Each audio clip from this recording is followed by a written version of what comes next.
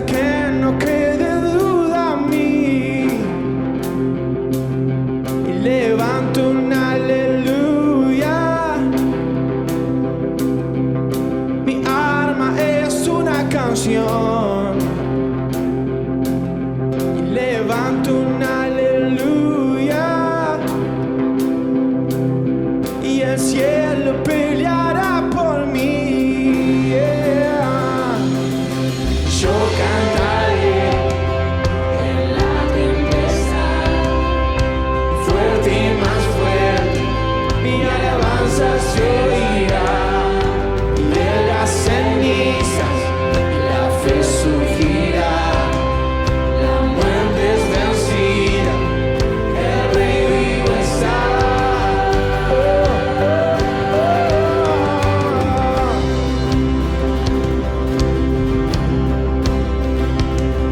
Levanto un aleluya con todo lo que hay en mí. Levanto un aleluya y veré la oscuridad huir. Levanto un aleluya aún sin saber el porvenir. Y levanto un aleluya. Temor pierdes control de mí. Yo cantaré en la tempestad, fuerte y más fuerte, mi alabanza se oirá. De las cenizas la fe surgirá, la muerte es vencida y el Rey vivo está.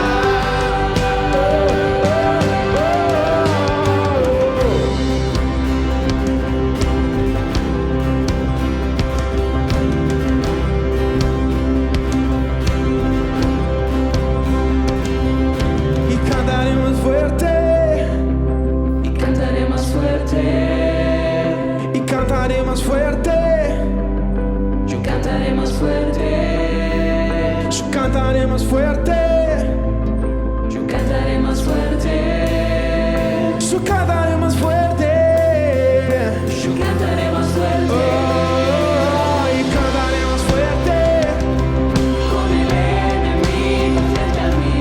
Yo cantaré más fuerte. Oh. Hasta que no quede duda en mí. Cantaré más fuerte. Mi alma es una canción en mí. Yo cantaré más fuerte. El cielo peleará por mí. Y cantaré más fuerte.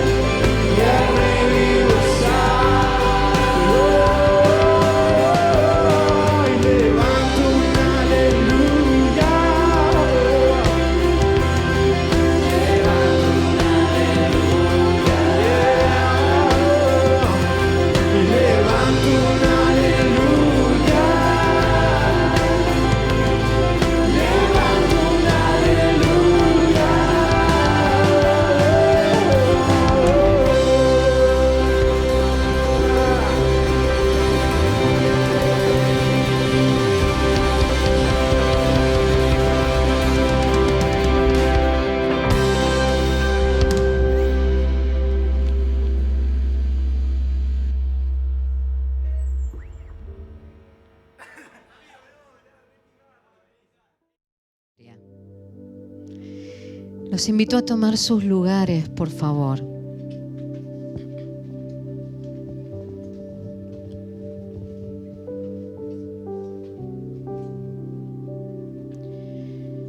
Abriremos las Escrituras en esta mañana y será en el libro de Mateo, en el capítulo 2. Escucharemos la voz de la palabra escrita, sentándonos a los pies de la palabra. Y dice así su palabra: cuando Jesús nació en Belén de Judea, en días del rey Herodes, vinieron del oriente a Jerusalén unos magos, diciendo: ¿dónde está el rey de los judíos que ha nacido? Porque su estrella hemos visto en el oriente y venimos a adorarle. Oyendo esto, el rey Herodes se turbó y toda Jerusalén con él. Y convocados todos los principales sacerdotes y los escribas del pueblo, les preguntó dónde había de nacer el Cristo. Ellos le dijeron: en Belén de Judea, porque así está escrito por el profeta.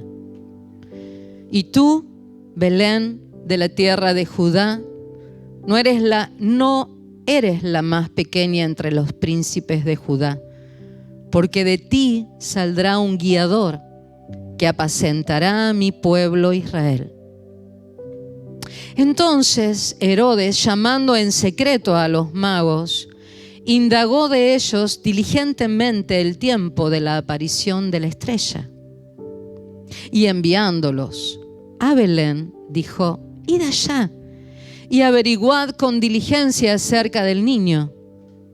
Y cuando le halléis, hacedmelo saber, para que yo también vaya y le adore. Ellos, habiendo oído al rey, se fueron. Y aquí la estrella que habían visto en el oriente iba delante de ellos, hasta que llegando se detuvo sobre donde estaba el niño. Y al ver la estrella se regocijaron con muy grande gozo. Y al entrar en la casa, vieron al niño con su madre María, y postrándose lo adoraron.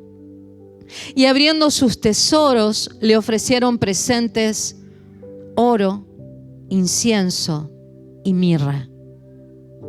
Pero siendo avisados por revelación en sueños que no volviesen a Herodes, regresaron a su tierra por otro camino. Hasta ahí. Esta es una palabra que lamentablemente es más de caricaturas que las tenemos como para presentársela a los niños que para recibir una revelación. Y no digo, pero no es muy predicada, es bastante desestimada y es utilizada en una simpleza para anunciarle a los niños en cierto tiempo del año el nacimiento de nuestro Señor Jesús y los regalos que le han traído, y por eso también hablamos de los regalos y los presentes que convocamos a darles a ellos en ese tiempo, como niños nacidos. Pero lamentablemente esto lo ha ejercido en realmente cautivar las mentes la religión, ¿no? Y estableciendo parámetros que no son verdaderos.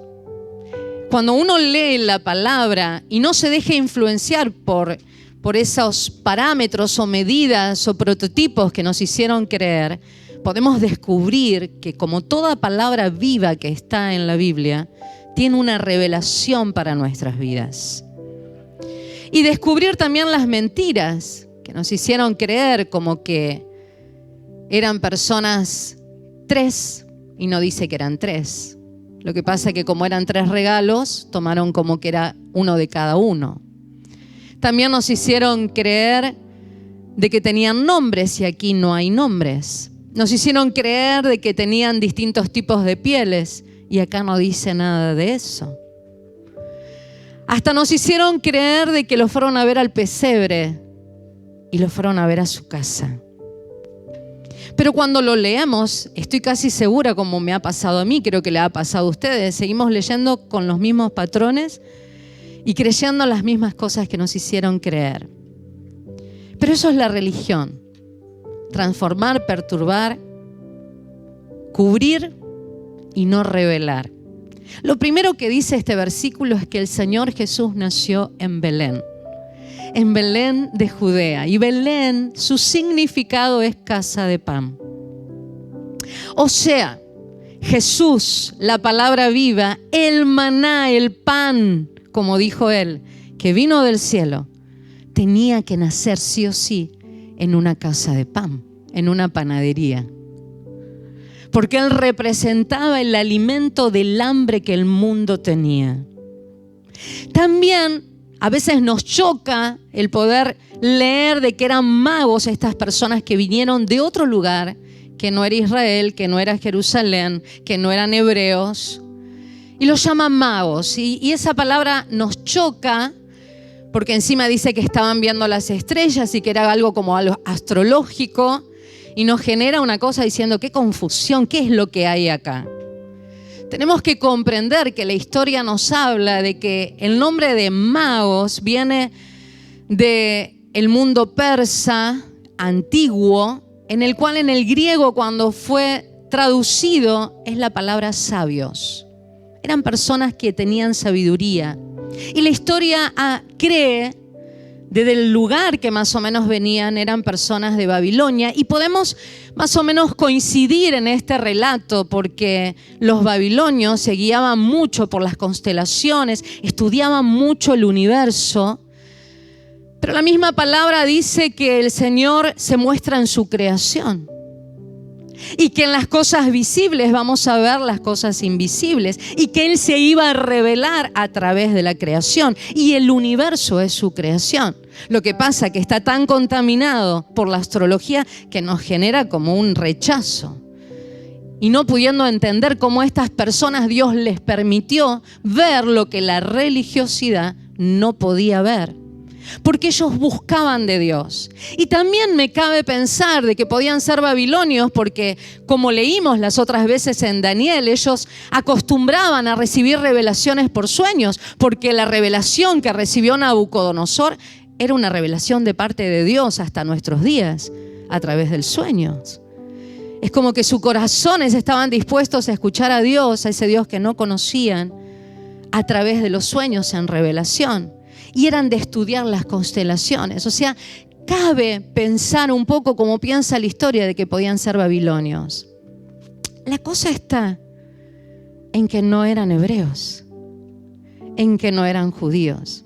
Y ellos tuvieron el protocolo de poder ir, de acuerdo a la estrella que los guiaba, a Jerusalén, donde estaba la autoridad en ese momento, que era Herodes. Y protocolarmente fueron y le preguntaron a él, ¿no sabes hasta dónde nos va a llevar esta estrella? ¿A dónde nació, va a nacer este rey que es el rey de los judíos, según lo que hemos entendido? Quiere decir que ellos habían recibido una palabra. Y era esta la que habían recibido el pueblo de Israel. Así que es muy probable que hayan sido evangelizados por Daniel y sus amigos pasando las generaciones. Y les haya quedado parte de una revelación y de la verdad. Herodes era un rey que tenía sangre de Abraham. Herodes era un rey que estaba dominado totalmente por los romanos, pero él se sentía con toda la autoridad, pero en realidad estaba totalmente subordinado a lo que los romanos, el imperio, tenía y determinaba. Pero este rey, Herodes, tenía sangre de Abraham, porque venía de la descendencia de Saúl, era edomita. Y tuvo que ir a preguntarle a los religiosos qué sabían de esto. O sea que este hombre no entendía ni sabía nada. Pero aquellos que no tenían la sangre real, la sangre que venía de Abraham, pudieron a través de la creación buscar a Dios. Y Dios se le reveló, porque el que le busca, le halla. Y una vez que ejercieron esta trampa, Herodes y los religiosos, le dijeron, vayan, sigan su camino y búsquenlo en Belén, porque la profecía dice en Belén. Ellos no escucharon esa voz. Ellos se siguieron guiando por la luz de la estrella, por ese lucero de la mañana, como dice la palabra. ¿Y saben qué? El resto, Herodes y los demás, fueron a buscarlo a Belén. Pero ellos terminaron en la casa de Jesús, en Nazaret. Un lugar totalmente distinto. Dios los guardó. Y dice que llegaron a ese lugar y se regocijaron guiados por la estrella y no por la voz de Herodes ni de los religiosos. Porque los religiosos no ven, pero el que busca la voz de Dios lo halla. Y cuando encontraron al pan de vida, la palabra viviente, dice que se gozaron, se postraron, se rindieron y le ofrecieron sacrificios, le ofrecieron ofrendas. Y le dieron oro, incienso y mirra. ¿Saben que esos 3 elementos están en el templo de los israelitas? En representación de lo que iba a venir, y ellos hasta eso interpretaron. Sus regalos, sus ofrendas tenían un sentido profético. Y cuando hablamos de oro, hablamos de reconocer la realeza de Dios, al Cristo Rey, que ese niño que estaba ahí, que todavía no se había desarrollado y no se había manifestado y no había crecido, ellos pudieron ver que era un Cristo Rey, un Mesías Rey. Y cuando le ofrecieron el incienso representa la deidad, la divinidad de Dios. Y pudieron ver que seguía siendo Dios, ese niño. Y cuando le ofrecieron la mirra, era lo que le daban el ungüento cuando morían en las personas, en sus cuerpos, para preservación, lo que más podían de su carne. Y era el reconocimiento de encontrar a ese niño como Cristo hecho hombre. ¡Qué revelación para no tener la ley!, ¿no? ¡Qué revelación! Porque el que le busca, le halla. Y Dios tuvo tanto amor hacia ellos que en la misma revelación de sueños los hizo volver por otro camino y salir de las manos de las autoridades que estaban en ese tiempo, tanto religiosas como gubernamentales. ¿Qué quiero reflexionar con ustedes? ¿Saben que en esos famosos que no eran reyes, no dice que eran reyes, en esos magos, en esos sabios, esa representación somos tú y yo? Que no tenemos la sangre de hebrea en lo natural, pero el que buscó a Dios eran los gentiles representados en estos seres, que pudieron ver lo que los religiosos no vieron y pudieron descubrir a ese niño que ellos no habían encontrado, ni esperaban, ni supieron. Porque el Señor se manifiesta en aquellos que le buscan. Y una vez que creo que estas personas encontraron ese niño, ya no tuvieron que ir a buscar en la naturaleza, ya encontraron la palabra viva. Como nosotros, una vez que lo hemos encontrado, la palabra viva, ese niño que están haciendo. Pero quiero también hacerte meditar en algo más. En estos tiempos, donde hay varios Herodes levantados, el niño está naciendo, el Cristo corporativo se está formando en la iglesia para que el Señor vuelva, esa cabeza vuelva y se apoye en el cuerpo de Cristo. Está madurando y cada uno de nosotros tenemos que estar preparados para poder ver en cada casa de pan donde hay pan y no ir como los religiosos a buscar linealmente a un lugar en Belén donde ya Él no estaba. Que puedas tener la revelación en estos tiempos, que el Cristo revelado, corporativo, se está manifestando. Estés en la casa de pan, donde ha venido el pan de cada día, la palabra presente, descendiendo del cielo para el alimento de tu vida, y así puedas estar fortalecido y Cristo pueda seguir naciendo dentro tuyo, viviendo, creciendo adentro tuyo, y todos juntos formar ese cuerpo de Cristo que se va a manifestar. Te invito a cerrar tus ojos y puedas meditar en esta palabra. Primero, agradecer por el privilegio de tener una casa que es una panadería, donde la palabra presente de Dios, el pan del cielo, desciende todas las veces que nos reunimos para alimentar nuestras vidas y fortalecernos para ser ese Cristo corporativo. Pero ¿sabes qué? No hay Herodes que se resista. No hay ninguno que pueda ser vencido si tiene el pan de vida, porque Herodes fue burlado por Dios y no permitió que matara la palabra. No permitió que matara ni a los enviados que fueron a buscar esa palabra. No lo permitió. No hay un Herodes que pueda resistir a esta palabra. Por eso no tengas temor en estos tiempos y que seas la representación como estos sabios, ser una persona sabia que vaya siendo guiado por el resplandor de la gloria de Dios a encontrar cada día ese pan que desciende del cielo, esa palabra presente en esa casa de pan, y reconocerlo como Cristo Rey en tu vida, como Cristo el Dios, la deidad, la divinidad, y como Cristo ese hombre que se hizo carne por mí para poder librarme de todos mis pecados. Meditemos.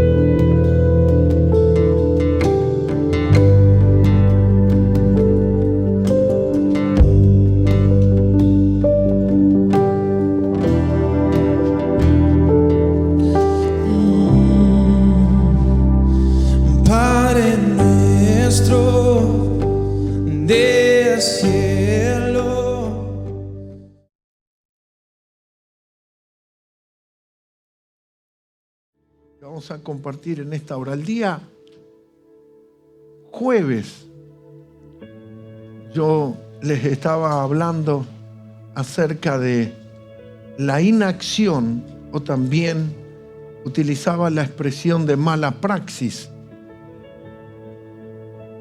El actuar de la manera incorrecta o no debida en tiempo y forma.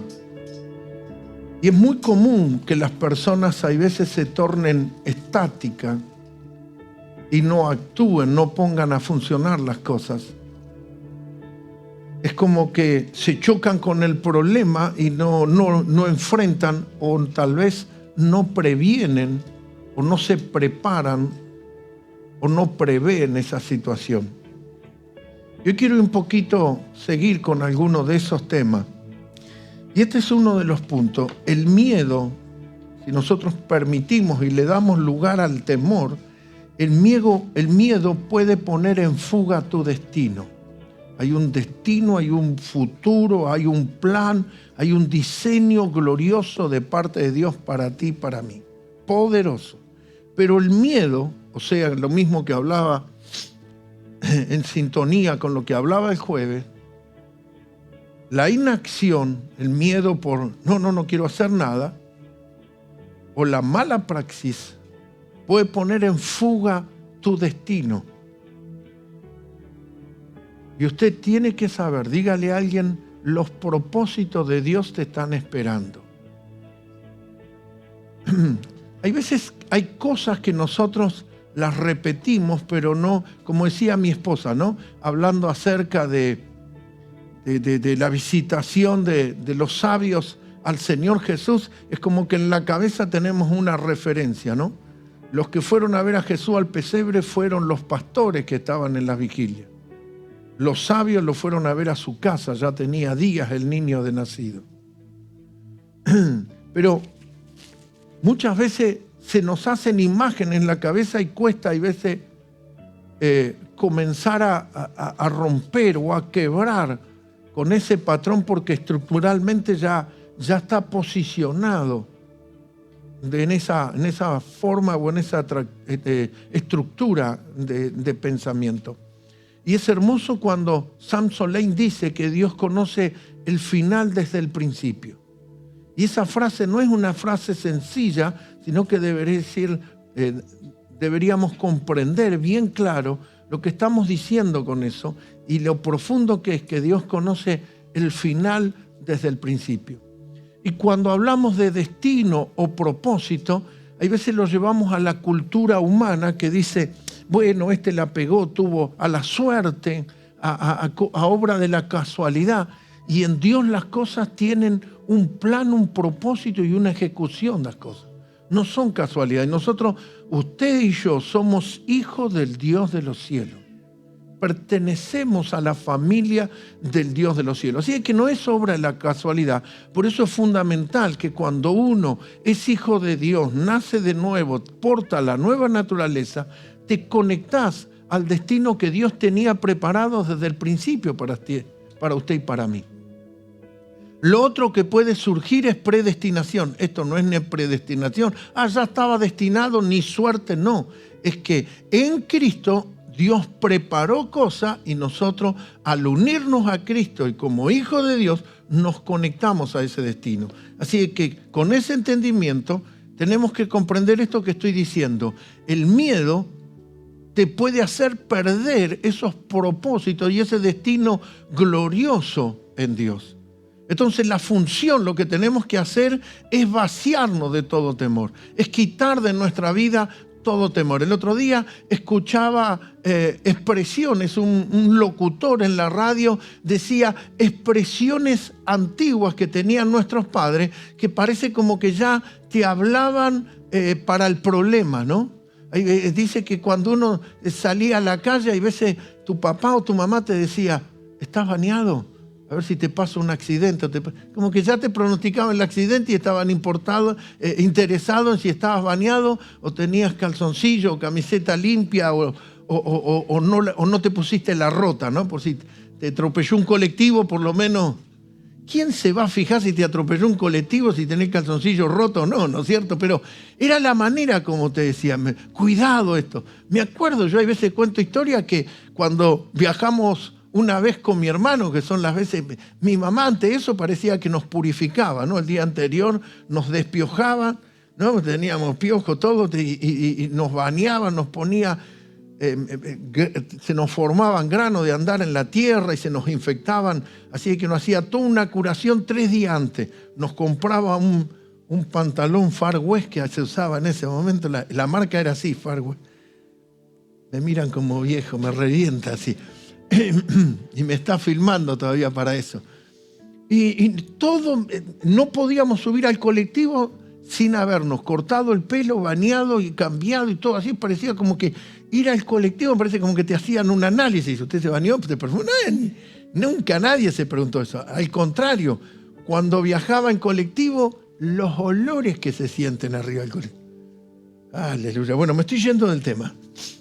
Dígale a alguien que está a su lado, vacíate de toda duda, temor o menosprecio. Esas cosas hay veces se nos introdujeron en la cultura, en esa manera de cuidado al cruzar la calle, cuidado el semáforo, si no hables con desconocidos, todas esas cosas. Se nos empiezan a meter pensamientos de temor y necesitamos vaciarnos de eso. Necesitamos vaciarnos de todo menosprecio. Una idea que te menospreció y te dice, no, vos no podés, vos no vas a llegar, vos no servís para esto. Todo pensamiento de desvalorización necesitamos quitarlo de nuestra vida. Y necesitamos comenzar no solamente a vaciarnos, sino a mirar al Dios que cargamos y que tenemos con nosotros.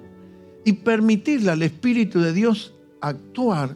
Y a esto, lo que decíamos esta semana, volver a la gobernabilidad de la palabra, a lo que la palabra sea gubernamental en tu vida. Bueno, yo hago esto que me parece. No, esto es lo que dice la palabra, lo que está escrito, ser gobernado. Denle lugar al Espíritu Santo, denle lugar a que el Espíritu Santo, bueno, pero a mí estas cosas me paralizan. Bueno, comience a quebrarlas, comience a avanzar sobre eso. Comience a vaciarse de todo temor y de todo pensamiento de eso que el diablo, y a veces hasta nos establecieron como una enseñanza. Nosotros no podemos, nosotros nunca lo vamos a lograr, no nacimos para eso. Es como que te hacen ver algo a la distancia que nunca nosotros lo vamos a obtener. Y eso tiene que ser quitado de nuestra vida. Eso nosotros tenemos, porque eso paralizó y bloqueó nuestras mentes. Entonces, cuando nosotros le damos lugar al Espíritu del Señor y a la palabra, eso nos va a llevar por encima de todo obstáculo, por encima de todo pensamiento indignante, pensamiento frustrante, pensamientos de temor, de imposibilidades. Así que vamos a tener que revertir todas esas cosas en nuestra vida. Satanás trabaja y procura marcar tu vida con fracaso. Mira lo que te pasó. Mirá, eso que le pasó a él te puede pasar a vos. Entonces la gente dice, no, yo no quiero saber nada. ¿No? El diablo quiere marcarte con fracaso. ¿Sabe lo que dice la Escritura? Cristo me ha hecho más que vencedor. El Señor nos ha hecho más que vencedor. A ver, díganlo conmigo, soy más que vencedor. En el libro de Hebreos, en el capítulo 13, dice la palabra del Señor. 13:6 dice, de tal manera que digamos confiadamente, el Señor es mi ayudador. Amén. Así que es como que nos tenemos que parar. El Señor es el que me ayuda. El Señor es el que está conmigo. Entonces, siga con lo que vengo hablando. No estoy hablándote solamente a tus emociones o querer generar un impulso. No, estoy hablando de cómo en las emociones y en los sentimientos el enemigo viene a marcarte. Y necesito que empieces a capturar la palabra para posicionarte correctamente. Para los que me están oyendo y viendo a través de internet, Cristo vino y la Biblia dice que en estas cosas somos más que vencedor. A ver, dígalo conmigo, más que vencedor. La expresión más que vencedor no debe ser solamente triunfante, sino lo que está viendo, lo que declara más que vencedor es aquel, por ejemplo, un partido de tenis, una pelea de boxeo, no sé, un deporte que la persona ejecute. Vamos a ir al partido de tenis. Por ejemplo, alguien que gana como hace poco allí en Francia, Roland Garros, solamente de premio creo que Nadal tuvo $500 millones, más o menos, creo que fue así, no importa, un cálculo. Cuando Dios te está diciendo, sos más que ganador, no es que sos Nadal que le ganaste al tenis al otro, no. Tal vez sos la novia de Nadal, que ni se esforzó, ni entrenó, ni jugó 6 horas, ni jugó toda la semana, ni se infiltró las rodillas porque pobrecito ya está grande y le duele todo de haber jugado tanto sobre cemento.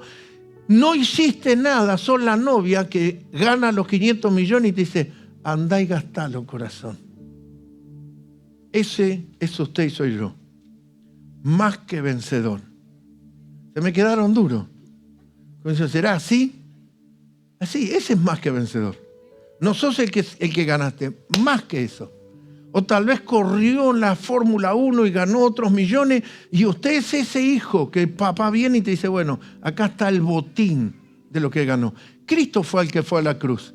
Cristo fue el que fue crucificado. Cristo fue el que pagó por nuestros delitos y por nuestros pecados y nos hizo a nosotros, a vos y a mí, a usted y yo, más que vencedores. No me convence, pero no importa, yo no me muevo por su amén, yo sigo estableciendo la palabra. Entonces, toda mentalidad, el enemigo trabaja y quiere establecer ese pensamiento de fracaso. ¿Y cómo lo establece? Bueno, hay veces como esas cosas que parecerían inalcanzables. Y muchas veces en la vida cotidiana el diablo quiere ponerte cosas que parecen inalcanzables, que nunca lo vas a obtener, nunca lo vas a lograr.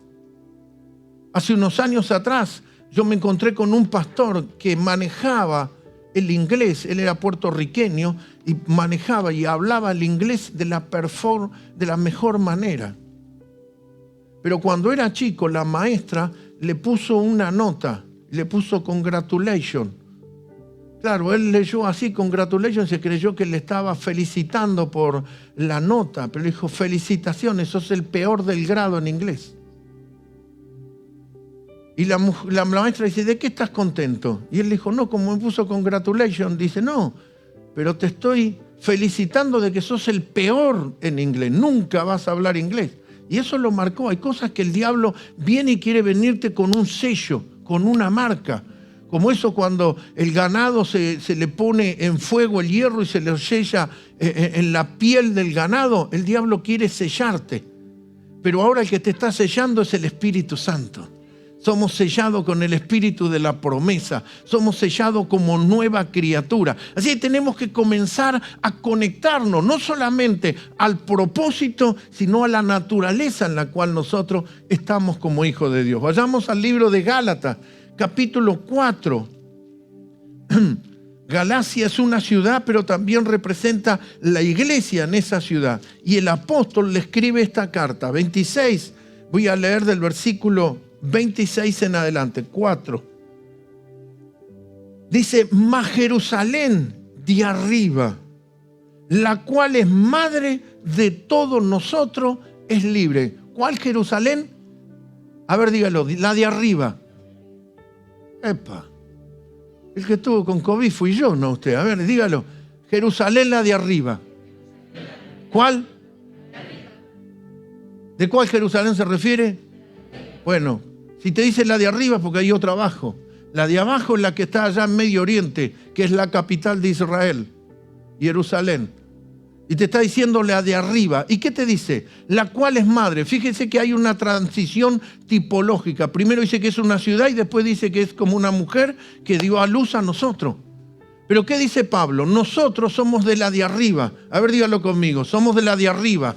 Ahora, esta no es un relato bíblico así que nos está tirando una expresión. No, esto es que Pablo, así como a los Gálatas le estaba trayendo la palabra, nos trae a nosotros, es decir, no permitas que esta mente que el diablo está queriendo te quiera envolver o meterte en el mismo paquete que los del mundo, que los que no tienen a Dios. En la escritura dice así, más la Jerusalén de arriba, la cual es madre de todos nosotros, la posición es libre. ¿Cómo somos? Libre. El versículo 27 dice, porque está escrito, regocíjate, oh estéril, tú que no das a luz, prorrumpe en júbilo y clama. Esa madre es una figura de Sara, la mujer de Abraham, que durante años y años ya habían festejado boda de plata, boda de oro, boda de platino y nada, no había ningún hijo. Pero el Señor tiene esta expresión, prorrumpe en una alabanza. Eso es como quebrar un ambiente y hacer un rompimiento a través de la adoración y la alabanza. Freyson le decía a uno de sus eventos de ministración, le llamaba backtrough. Y ese backtrough en inglés tiene que ver con ese quebrar, con ese romper. Y es esto, irrumpir. ¿Pero cómo? Con alabanza, con gratitud. Aunque parecía que eras estéril, Dios dice, rompe en alabanza. Porque más son los hijos, mire lo que dice, prorrumpe en júbilo y clama. Tú que no tienes dolores de parto, porque más son los hijos de la desolada que de los que la que tiene marido. Así que, hermanos, nosotros como Isaac somos hijos ¿de qué? Entonces te dice, comenzá a alabar. Hoy la cosa está terrible, estamos en la nación de Argentina. La mayor inflación casi mundial y supera, estamos a los pasos de Venezuela. Pero no estoy hablando de economía, estoy diciendo, aunque haya esta crisis, usted rompa en alabanza y en adoración, porque nosotros no somos de la tierra, nosotros somos de la Jerusalén de arriba, nosotros estamos conectados al Cristo eterno y usted y yo somos hijos de la libre. Te lo dice ahí, somos hijos de ¿qué? De la promesa de Sara. El versículo 29 dice, pero ¿cómo entonces el que había nacido según la carne perseguía al que había nacido según el Espíritu. Así también, ¿cuándo? Ahora. Los carnales se burlan de los espirituales. Porque Ismael es hijo de Abraham, pero es hijo de Agar, la esclava. Pero Isaac es hijo de Sara, la libre. E Ismael se burlaba de Isaac, el propio hermano. Y eso dice la Escritura. Pablo en Gálatas ocurre ahora. Cuando usted le comenta a alguien y le dice, vas a la iglesia, te pone el título, sos evangélico. No entiende nada que la nueva naturaleza tomó lugar en tu vida. Lo que te pone es un título religioso. Y nosotros tenemos que saber que ellos nos pueden identificar como evangélicos, pero vos y yo portamos la nueva naturaleza. Por eso te digo, y te hablaba de lo que dije al principio, tu temor o los miedos pueden poner en fuga el destino. Por eso en esta hora conéctate a la palabra, a Cristo, al propósito de Dios glorioso para ti y para mí. Porque nosotros somos hijos de la libre y no de la esclava. Somos hijos de Sara y no de Agar. Agar representa el monte Sinaí, representa Egipto, la esclavitud. Usted y yo somos hijos de la promesa. Fíjese lo que dice ahí la Escritura. Pero como entonces la que había nacido según la carne perseguía al que había nacido según el Espíritu. Así también ahora hay una persecución. El mundo continuamente está atacando y vulnerando a los que son hijos de Dios. Y eso es así. Así ahora. El versículo 30 dice, más, ¿qué dice la Escritura? Echa fuera a la esclava y a su hijo, porque no heredará el hijo de la esclava con el hijo de la libre. No se comparte la herencia con los esclavos. De manera, hermano, que no somos hijos de la esclava, sino ¿de quién? No se comparte la herencia con los esclavos. Los esclavos no son herederos. Los herederos son los hijos. Son los hijos de Dios. No somos hijos de la esclava, somos hijos de la libre. A ver, repítalo conmigo. Soy hijo de la libre. Somos hijos de la promesa. Somos hijos de Sara, la que vive en libertad. Nosotros provenimos de la simiente incorruptible, la preciosa semilla de la palabra de Dios. Así que este mundo que está que tiene en esclavitud, el sistema de este mundo que tiene a sus hijos esclavos, oprimidos, nosotros no tenemos nada que ver en este mundo. Habitamos, vivimos en este mundo, pero somos de la Jerusalén de arriba. Mire lo que dice 5.1 de Gálatas. Ponémelo, por favor, Melu, ahí en la pantalla. Mira lo que dice 5.1 de Gálatas, siguiendo, porque nuestro relato es cortado por capítulo, pero Pablo sigue escribiendo. Pablo dice, estad pues firmes en la libertad con que Cristo nos hizo, ¿cómo? Este sacudimiento, este shock, esto que yo decía antes, la economía, nos dice a nosotros, eso está en la economía del país. Pero nosotros no funcionamos esa economía, nosotros tenemos la economía del reino. Por eso establecemos los principios y traemos nuestra ofrenda y reconocemos a Dios como proveedor. Porque nosotros no estamos funcionando como esclavos, nosotros estamos funcionando como hijos. Y Dios provee para los hijos. Fíjense que dice, está firme. Esto está sacudido, pero nosotros estamos firmes. Está pues firme en la libertad con que Cristo nos hizo libres. Y no estéis otra vez esclavo o sujeto al yugo de esclavitud. Estamos libres. Manténgase firme. No le crea y no permita que el diablo quiera traerte o involucrarte en la esclavitud de este mundo. La mente de un esclavo es completamente opuesta a lo de un hijo. La posición de un esclavo es completamente opuesta a la posición de un hijo. ¿Se acuerdan el relato de lo que llamamos el hijo pródigo que se fue y abandonó su casa y le pidió la herencia al papá? Le dijo, dame la mitad de los bienes que me voy. Y se repartió la herencia antes de tiempo y se fue. ¿Qué dice la Biblia? Que cuando estaba mal y lo perdió todo, dijo, voy a volver a la casa de mi padre y que mi papá me haga un sirviente. El padre nunca lo hizo sirviente. El padre dijo, este es mi hijo, estaba perdido y fue hallado. Este es mi hijo que estaba muerto y ha resucitado. Este es mi hijo, porque la posición de un hijo es completamente diferente. La figura, cuando Sara le dice a Abraham, despedí a Agar y a su hijo y sacalo de acá, porque la herencia no es repartida con el hijo de la egipcia, de la esclava, sino con el hijo de la que te había recibido la promesa. Entonces, nosotros tenemos que comenzar a ver y a traer una realidad. Otra cosa es que como hijo sirvamos a los bienes de nuestro Padre.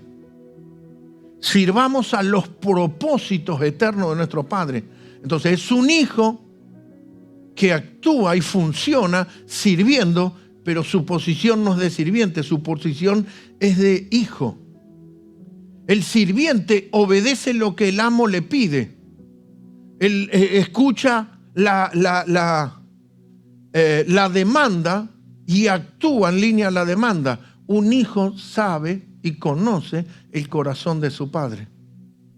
Un hijo entiende lo que el padre dice.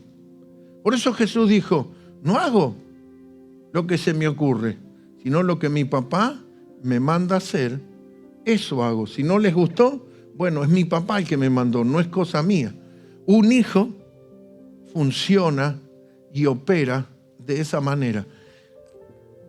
Dando vuelta al otro libro, que es el libro de Efesios, capítulo 3, el mismo Pablo sigue escribiendo, Efesios 3, versículo 8, dice así. Pablo se presenta porque él fue el último de los apóstoles. Dice, a mí que soy menos que el más pequeño de todos los santos, me fue dada esta gracia de anunciar entre los gentiles el evangelio de las inescrutables riquezas de Cristo. A ver, dígalo conmigo, inescrutables riquezas de Cristo. Si alguno tiene la versión del viviente, esa palabra inescrutable sería también una definición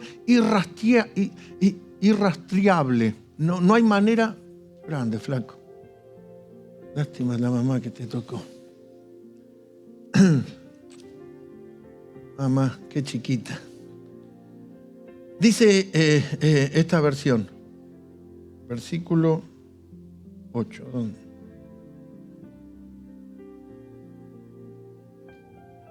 Aunque soy el menos digno de todo el pueblo de Dios, por su gracia, Él me concedió el privilegio de contarle a los gentiles acerca de los tesoros inagotables que tienen a disposición por medio de Cristo. Los tesoros inagotables. Aquí Pablo dice, soy el más pequeño. Y Dios me dio esta gracia de anunciar entre los gentiles. Me gusta esta versión que dice, de contarle. Pablo empieza a descubrir y le empieza a comunicar. Rosita, te tengo que contar algo. Esto estaba escondido. Hay abundante riqueza en Dios. Volviendo a lo que decía mi esposa, la cabeza. Cuando piensa en riqueza, piensa dólares, peso argentino. No. Riqueza es todo recurso, suministro necesario para una vida con todo lo necesario. Salud, paz, gozo, provisión, seguridad, todo. Y dice que son inagotables. Por eso el mensaje de este día tiene que ver con conectarte a tu propósito y no permitas que el miedo, la inacción te desconecte de eso. Pablo dice, soy de los apóstoles, soy el último, es como que soy casi como un abortivo, pero se me dio este privilegio de contarle y decirle, Miguelito, mira que el Dios al cual servimos tiene riquezas que no se van a agotar nunca. Yo recuerdo cuando recién era convertido, iba a la iglesia y me acuerdo que hubo una vez que en la iglesia se hicieron 3 días de campaña y había milagros y yo quería caer a la reunión. Parecía como que Dios tenía 2 milagros de sanidad. Si venías primero la ligaste, a los 4 últimos se lo perdieron, ¿no? Yo parece como que siempre quedaba como diciendo, ay, qué bronca que llegué tarde. Parece como que en la repartija parece que Dios se terminaron los premios y no agarré nada. No, es inagotable. A ver, dígale a alguien, es inagotable. Inescrutable, no hay manera de rastrear la cantidad, la profundidad, la anchura. Y fíjese lo que dice Pablo, dice, yo tengo esto. Y de aclarar a todos cuál sea la dispensación del ministerio escondido desde los siglos en Dios, que creó todas las cosas. Esto está escondido desde los comienzos del siglo. ¿Qué te dije en la frase que dice San? Que Dios conoce el final desde el principio. Y esto no es predestinación. Esto no es lo que el diablo ha contaminado y ha traído una cultura para esconder esto. Esto es conectarte al propósito de Dios. Es como el diablo te quiere desconfigurar con el miedo y con otras cosas para que no te conectes. Y cuando vos te conectás y te das cuenta que vos no sos un esclavo, que vos no estás para simplemente padecer, vos sos un heredero y que ese padre, el cual tiene una herencia tan grande que es irrastreable. No hay manera de rastrear cuántos beneficios hay para ti y para mí. Y debemos colocarnos y conectarnos como hijos de Dios a los propósitos eternos. Por eso el diablo quiere ponerte o temor, o desazón, o desesperanza, o tantas cosas en las emociones o en los sentidos humanos para desconfigurarte y no hacerte ver de que eres un hijo de Dios y que la bendición está preparada para ti y para mí. Versículo 10 dice, para que la multiforme sabiduría de Dios sea ahora dada a conocer por medio de la iglesia a los principados y potestades en los lugares celestiales. Así que usted y yo estamos aquí para comunicar a este mundo y a las fuerzas espirituales conforme al propósito eterno que hizo en Cristo Jesús, nuestro Señor. Pertenecemos a Él. Somos hijos de Dios. Cargamos su naturaleza, el propósito eterno. Ah, no, vos la pegaste, vos tuviste suerte. No, me estoy conectando al propósito, le estoy creyendo a Dios, me estoy moviendo en fe. No somos de los que retroceden, sino de los que avanzan a victoria, porque podemos decir confiadamente, el Señor es mi ayudador. Esto no es sudor de la frente, esto no es con el lomo, esto es la gracia de Dios que está suministrada para los hijos. Por eso Pablo lo describe de una manera, se me dio esto que es un regalo, conforme al propósito eterno que hizo en Cristo Jesús, nuestro Señor, en quien tenemos seguridad y acceso con confianza por medio de la fe en Él, por la cual pido que no desmayéis a causa de mis tribulaciones por vosotros, las cuales son vuestra gloria. No se detenga, suceden cosas de pronto, hay veces que vienen a confrontar o a molestar, a perturbar. Tranquilo, hay una herencia gloriosa. Usted se está conectando a su propósito. Usted se está conectando a lo que Dios tiene preparado para usted y para mí. El versículo 14 dice así: por esta causa doblo mis rodillas ante el Padre de nuestro Señor Jesucristo, de quien toma nombre toda familia en los cielos y en la tierra, para que os dé, conforme a las riquezas de su gloria, el ser fortalecidos con poder en el hombre interior por su espíritu. O sea, son tiempos difíciles, pero la fortaleza no es el guapito argentino, fortalecerse en el Señor frente a estos tiempos difíciles y a todo lo que está tomando lugar hoy en día. Mientras yo meditaba en esto y pensaba, porque los relatos son tan hermosos, los quiero seguir compartiendo, para que habite Cristo por la fe en vuestros corazones, a fin de que, arraigados y cimentados en amor, no estamos arraigados por beneficio, no, por amor, seáis plenamente capaces de comprender con todos los santos cuál sea la anchura, la longitud, la profundidad y la altura, y de conocer el amor de Cristo que excede, que lo supera a todo conocimiento, para que seáis llenos de toda la plenitud de Dios. Versículo 20, y aquel que es poderoso para hacer todas las cosas, tu sanidad, tu restauración familiar, el regreso de tus hijos que se han apartado, todas las cosas, mucho más abundantemente de lo que pedimos o entendemos, según el poder que actúa en nosotros. A Él sea la gloria en la iglesia, en Cristo Jesús, por todas las edades, por los siglos de los siglos. Amén. Denle un hermoso aplauso al Señor. Aleluya.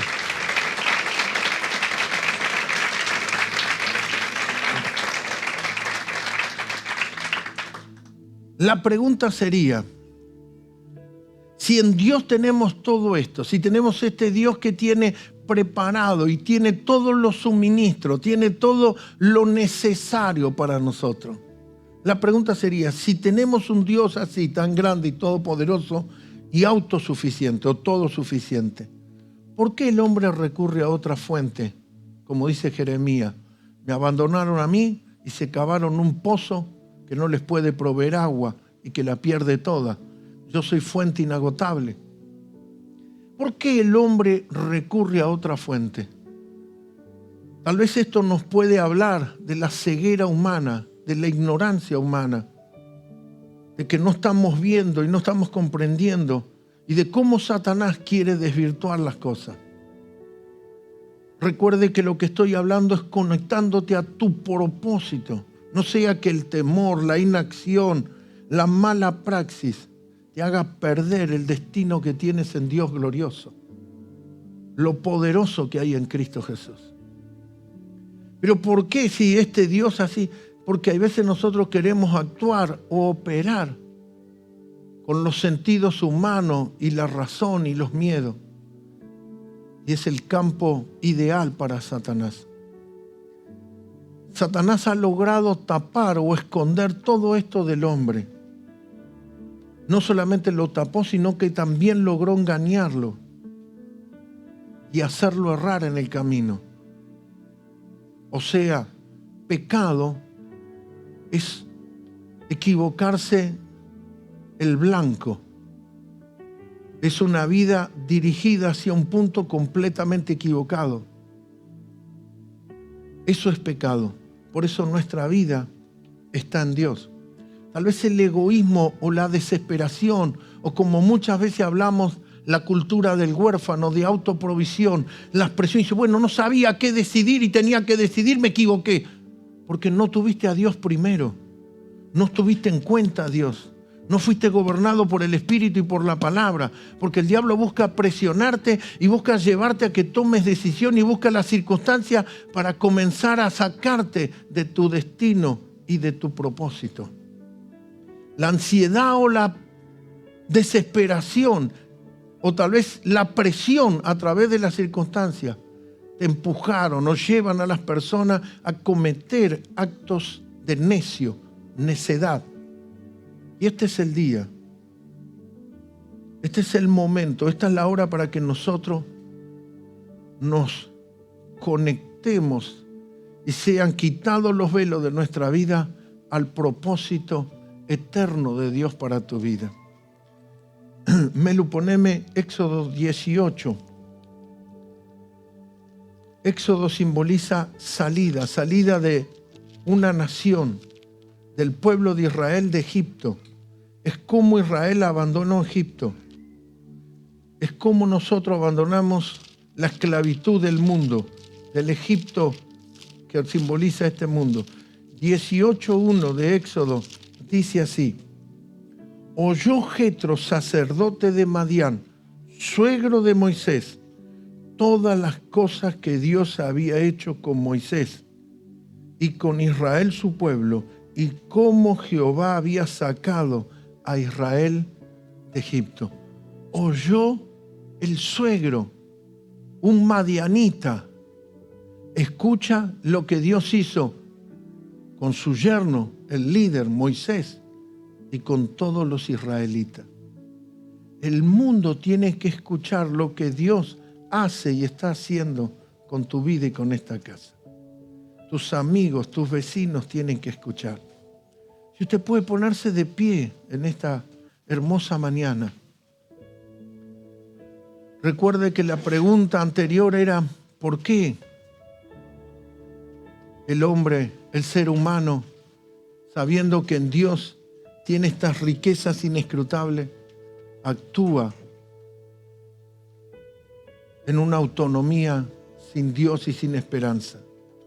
El versículo 2 dice, y tomó Jetro, suegro de Moisés, a Séfora, la mujer de Moisés, o sea, su hija, después que él la envió, y a sus 2 hijos. El uno se llamaba Gerson, porque dijo, forastero he sido en tierra ajena. Moisés tuvo un hijo en un ambiente que no era su tierra y le puso Gerson. Gerson simboliza ese hijo, ese nacimiento en un ambiente y en un ámbito que no era el suyo propio. Y tal vez vos y yo espiritualmente tenemos ese Gerson, que en medio de la esclavitud Dios igual te bendice y te provee. Pero el segundo hijo se llama Eliezer. El otro se llama Eliezer porque dijo, el Dios de mi padre me ayudó. Aleluya. Que los amigos, vecinos, vean en ti, Eliezer, el Dios eterno es el que me ayuda. Esto no es sudor de la frente, esto no es casualidad, esto no es obra de la suerte, esto no es que lo pegó, esto no es que nací en esta familia o en aquella, no. Es que me conecté al propósito eterno de Dios. Me alineé con mi Padre, empecé a conectarme con mi Padre. Y hoy tengo Eliezer, el Dios que me ayuda.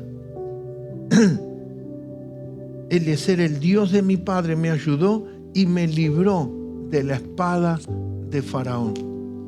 Faraón quiere ponerte la espada acá al cuello. Quiere ponerte la soga al cuello, porque a los esclavos se los mantiene así. Pero tú no eres esclavo. Tú no eres de la Jerusalén de la tierra, eres de la de arriba. Lo leímos. Perteneces al Dios todopoderoso y más que suficiente. En el libro de Deuteronomio, capítulo 33,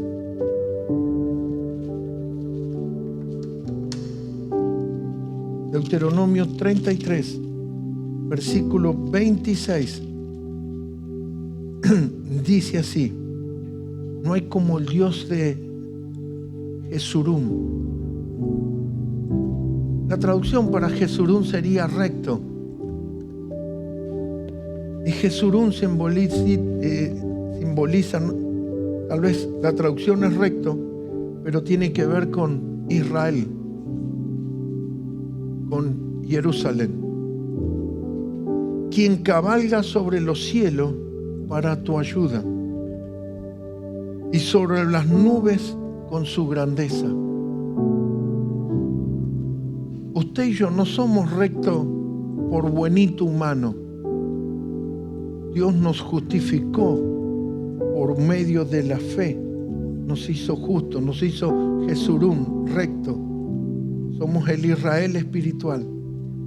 Y nuestro Padre que cabalga en las nubes es el que nos ayuda, el que nos sostiene. Versículo 28. E Israel habitará confiado.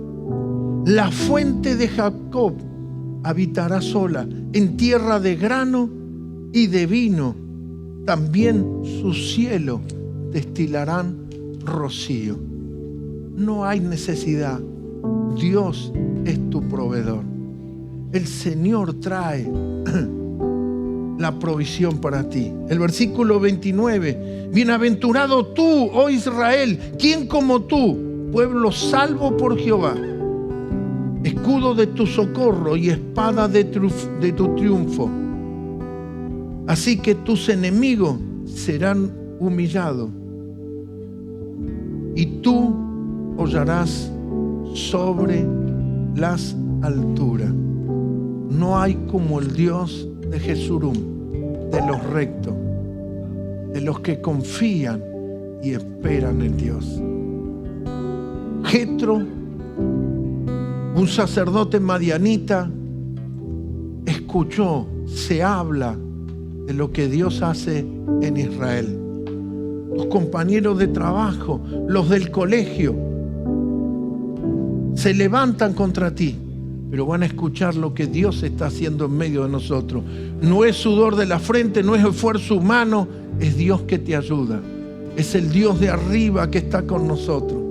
¿Por qué el hombre no está alcanzando estas cosas? Porque está operando en autonomía, en un yo puedo, yo lo hago, yo salgo, yo me arreglo. Volvamos a Dios y Él se volverá a nosotros. Conéctate al propósito divino. Conéctate a este Padre Celestial. Mantén tus ojos cerrados, y los que están en casa, los que me ven y los que me verán en el video, y en el momento que estés, haz la decisión de realinearte para lo cual naciste. No naciste para esclavitud. No eres hijo de la esclava. No perteneces al sistema faraónico.